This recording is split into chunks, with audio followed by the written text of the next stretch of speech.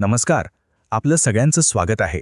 आज आपण एका खूपच सुंदर पण तितक्याच खोलवर विचार करायला लावणाऱ्या बोधकथेबद्दल बोलणार आहोत. ही कथा आहे जीवनाबद्दल, वेळेबद्दल आणि वेगाच्या अंतिम मर्यादेबद्दल. तर सुरुवातच करूया एका अशा प्रश्नाने ज्याने खरं तर युगानुयुग मोठमोठ्या विचारवंतांना कोड्यात टाकलं आहे. तर ही गोष्ट सुरू होते तीच मुळी एका कोढ्यापासून, आणि हे कोडं कोणी घातलंय तर स्वतः गौतम बुद्धांनी. एक खूप महत्वाची गोष्ट समजावून सांगण्यासाठी त्यांनी हे कोड वापरलं होतं.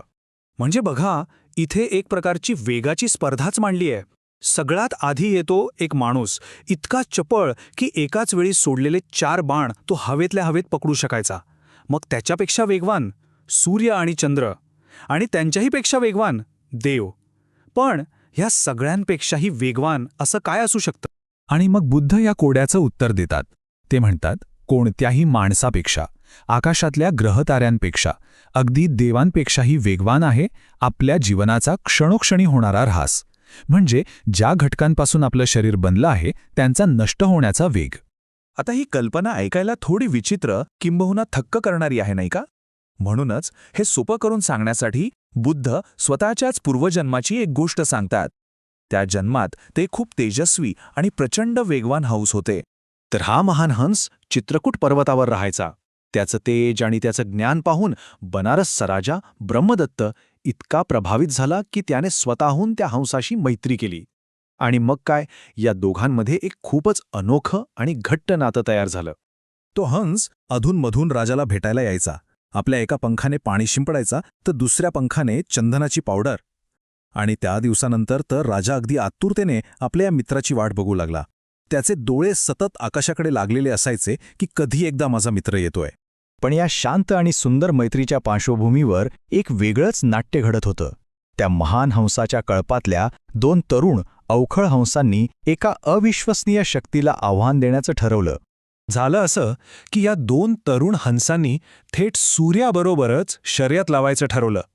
त्या महान हंसाने म्हणजे बोधिसत्वानं त्यांना खूप समजावलं की अरे, सूर्याचा वेग प्रचंड आहे, तुमचा नाश होईल. पण गर्वाने म्हणा किंवा तारुण्याच्या मस्तीत म्हणा, त्यांनी ते ऐकलं नाही आणि अशक्य गोष्ट करायला निघाले. आणि मग काय व्हायचं तेच झालं. सूर्योदय होताच शर्यत सुरू झाली. पण थोड्याच वेळात पहिला हंस थकून खाली पडू लागला. तेव्हा त्या महान हंसानेच झेप घेऊन त्याला वाचवलं. दुपारपर्यंत दुसऱ्याचीही तीच गत झाली, त्यालाही वाचवलं.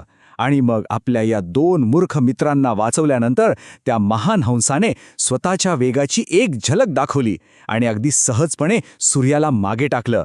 यातून कळतं की त्यांच्या शक्तीमध्ये किती प्रचंड अंतर होतं. आपला वेग सिद्ध केल्यावर त्या महान हंसाने ठरवलं की चला आता आपला मित्र बनारसचा राजा ब्रह्मदत्त याला भेटून येऊया. आणि त्याचं आगमन इतकं भव्य होतं, त्याचा वेग इतका प्रचंड होता की त्याने अक्षरशः संपूर्ण शहरावर सावली पाडली. जणू काही त्या 12 लीग पसरलेल्या शहरावर क्षणात एक छतच तयार झालं होतं. आता हे सगळं पाहून राजा तर पुरता थक्कच झाला. तो इतका उत्साहात होता की त्याने आपल्या मित्राला, त्या हंसाला, विनंती केली की मला तुझ्या या अविश्वसनीय वेगाचं प्रात्यक्षिक दाखव. त्यावर हंस नम्रपणे म्हणाला, हे राजा, माझा खरा वेग दाखवणं शक्यच नाही. राजा म्हणाला, ठीक आहे, मग निदान त्याच्यासारखं काहीतरी दाखव. मग हंस म्हणाला, ठीक आहे राजा, मी माझ्या क्षमतेचा एक छोटासा अंश नक्की दाखवतो. आणि मग परीक्षेची तयारी सुरू झाली. अंगणात एक मोठा दगडी स्तंभ उभारला. हंसाच्या गळ्यात एक घंटा बांधली आणि 4ही दिशांना 4 एकदम निष्णात धनुर्धारी बाण रोखून उभे राहिले. हंस त्या स्तंभाच्या टोकावर जाऊन बसला. म्हणजे विचार करा, आव्हान किती मोठं होतं. 4 बाण 4 वेगवेगळ्या दिशांना, आणि तेही एकाच वेळी सुटणार होते. चला तर मग आता पाहूया प्रत्यक्ष परीक्षेत काय झालं आणि त्या महान हंसाने हे अविश्वसनीय आव्हान कसं पूर्ण केलं. आणि मग तो क्षण आला. 4ही बाण एकाच वेळी सुटले आणि कुणाला काही कळायच्या आत त्या हंसाने ते 4ही बाण जमिनीवर पडण्याआधीच पकडले, परत येऊन त्या धनुर्धाऱ्यांच्या पायाशी ठेवले आणि पुन्हा त्या स्तंभावर जाऊन बसला. राजा तर अवाक होऊन बघतच राहिला. पण खरी गंमत तर पुढे होती. हंस त्याला म्हणाला, राजा, हा माझा खरा वेग नाहीये, हा तर माझ्या अतिशय संथ गतीमधला संथ वेग होता. राजाने आश्चर्याने विचारलं, काय, याहूनही वेगवान काही आहे का? आणि इथेच अगदी याच क्षणी हंस पुन्हा त्या मूळ कोड्याकडे येतो. तो तेच गहन सत्य उलगडतो जे बुद्धांना सांगायचं होतं. तो म्हणतो, माझ्या सर्वात वेगवान वेगापेक्षा 100 पट, 1000 पट, नाही तर लाखपट जास्त वेग आहे सजीवांच्या जीवनातील घटकांच्या ऱ्हासाचा. जरा विचार करा, 1,00,000 पट.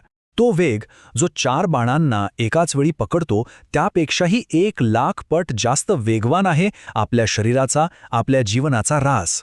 प्रत्येक क्षणी आपण संपत आहोत त्या वेगाने. हे सत्य ऐकल्यावर साहजिकच राजाच्या मनावर एक खूप खोल आणि नाट्यमय परिणाम झाला. मृत्यूची ही कल्पना, हा वेग इतका भयावह होता की तो ऐकून राजा अक्षरशः बेशुद्ध पडला.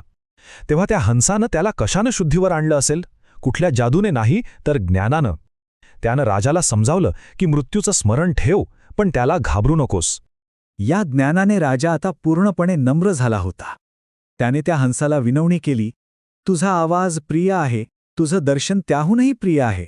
हे हंसा, तू माझ्यासोबतच राहा, माझा गुरु बन. पण तो हंस खूप शहाणा होता. त्याने नम्रपणे नकार दिला आणि सांगितलं, राजा, जे खूप काळ एकत्र राहतात तिथे कधीकधी मैत्रीचं रूपांतर शत्रुत्वात होतं. आपली मैत्री तुटण्याआधी मी निरोप घेतो. किती मोठा विचार आहे बघा. अतिपरिचयात अवज्ञा होते हेच त्याला सांगायचं होतं. आणि जाता जाता तो राजाला खूप साधा, सरळ पण अर्थपूर्ण सल्ला देतो. तो सांगतो, सदाचाराने वागा, दानधर्म करा, चांगली कामं करा आणि नेहमी सावध रहा. म्हणजे मृत्यू अटळ आहे हे माहीत असताना आयुष्य कसं जगायचं याची ही गुरुकिल्लीच होती. तर ही गोष्ट सुरू झाली होती वेगाच्या शोधानं, पण संपते एका अशा प्रश्नावर जो कालातीत आहे.